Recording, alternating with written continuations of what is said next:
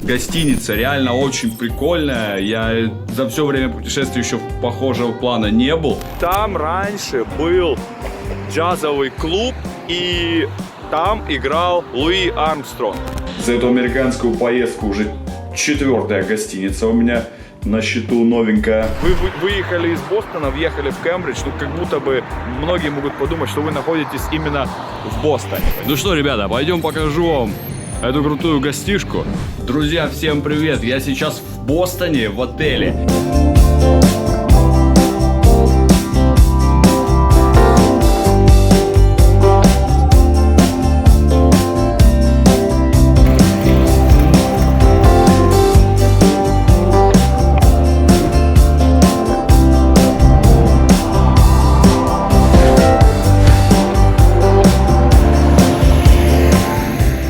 Итак, Бостон – это столица и самый населенный город штата Массачусетс, что в Америке. Здесь проживает почти 700 тысяч человек, что делает его самым густонаселенным городом Новой Англии.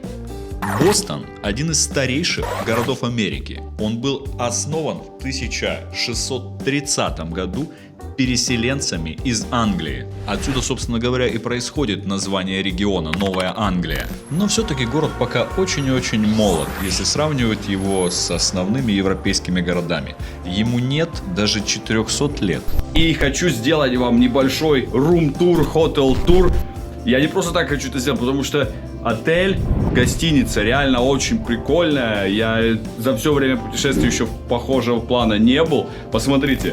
Вот у меня, видите, тут висят картины Курт Кобейн, Вуди Аллен. И самое главное, прикольное, посмотрите, что у меня есть в номере. У меня здесь проигрыватель для пластинок. Пластинки стоят. Led Zeppelin, к примеру, Элтон Джон, Эрик Клэптон. Короче, и так далее. Видите, Маршалл колоночка. Хоп. Запускаем это все дело.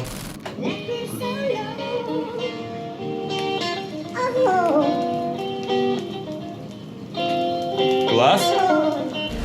Сейчас Бостон является важным портовым, промышленным, образовательным и культурным центром Америки. Здесь также находится крупный бостонский аэропорт. Богатая история города привлекает сюда множество туристов. Первый американский государственный парк, школа и метро были основаны именно в этом городе. И для вас, наверное, не будет открытием, что Бостон является международным центром высшего образования. В районе Бостона находится множество колледжей и университетов. Здесь изучают право, медицину, инженерное дело, бизнес. И Бостон является мировым лидером в инновациях и предпринимательстве. Бостонскую экономику формируют финансовые услуги, профессиональные и бизнес-услуги, биотехнологии, информационные технологии и правительственная деятельность. Благодаря огромному количеству приезжающих туристов и международных студентов в Бостоне, пожалуй, одна из самых высоких стоимостей жизни. Из Москвы до Бостона с пересадкой можно добраться за 13 часов.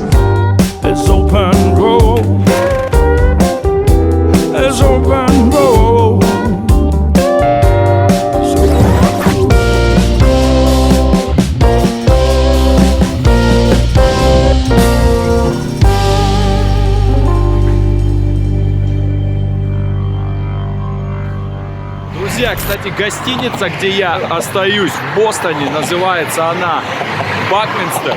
Известна она тем, что впервые в мире провелось первое радиовещание в 1930-х, по-моему, годах. Сетевое радиовещание было проведено именно в этой гостинице. Там раньше был джазовый клуб, и там играл Луи Армстронг. Значит, еще интересная вещь.